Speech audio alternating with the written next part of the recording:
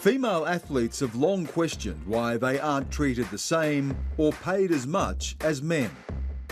Everyone thinks women should be thrilled when we get crumbs, okay?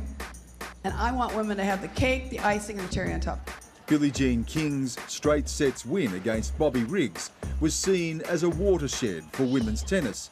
But in 2006, Venus Williams was still calling for equal prize money at Wimbledon. I don't like this.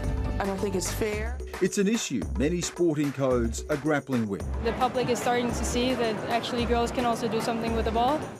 Overnight, a photograph of two junior surfers went viral. It shows a young female competitor paid half as much as her male counterpart.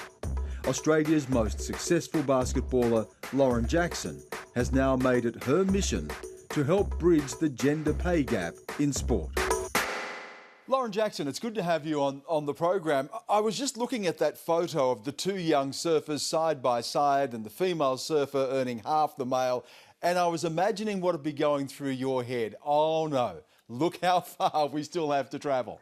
Yeah, look, I saw it and I just thought to myself, oh God, here we go again, because it's just one of those things where you want to see, you know, female representation in sports equitably, you know, and this is just, again, it highlights where we're at, that there's still so much that needs to be done to get that equitability.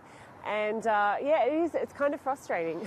And yet, if you look at your own sport, you would have loved to have earned half what the top NBA players are earning. Is it right that the best player in the WNBA was earning less than $100,000 and someone like LeBron James is earning $30 million a year?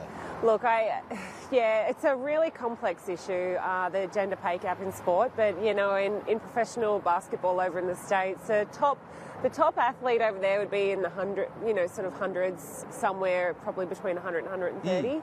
And it's something like the men earn 93 times more than what women earn. So it's just, it's unbelievable, the difference. And there's a lot of work that needs to be done in terms of trying to raise that profile and get women at a level that is sustainable, you know, for their futures in sport. Let's look at the work that needs to be done, because we often come back to this argument about the level playing field. And I know some of those defending surfing today are saying, look, male surfers have more competitors in the field, they have to surf more rounds, therefore they earn more money. I don't know what the argument is in the NBA. You're still playing on the same court as the men, but is it horses for courses, effectively?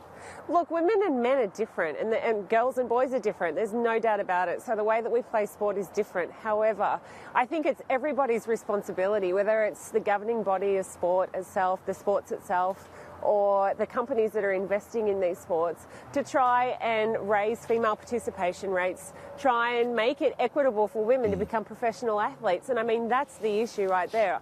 I'm not standing here saying that women and men are equals on the sporting field, because they're not. We're different. We are absolutely different.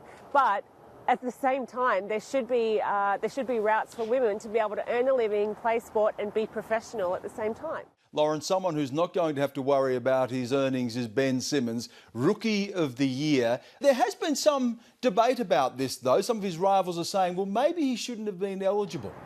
Oh, yes, he should have. It was his first year in the NBA, and, I mean, he dominated. He was brilliant. And I think, you know, for basketball in Australia, what an amazing feat. I think that this kid is just going to be, you know, our King Simmons. He's brilliant. You know, it's going to be awesome to watch him compete over the next few years, that's for sure.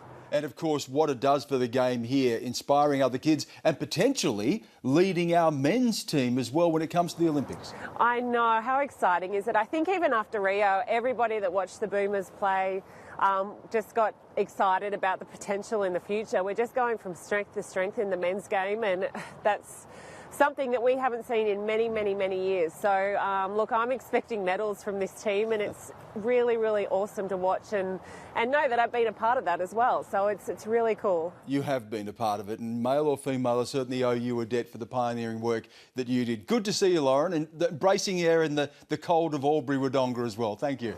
Thank you.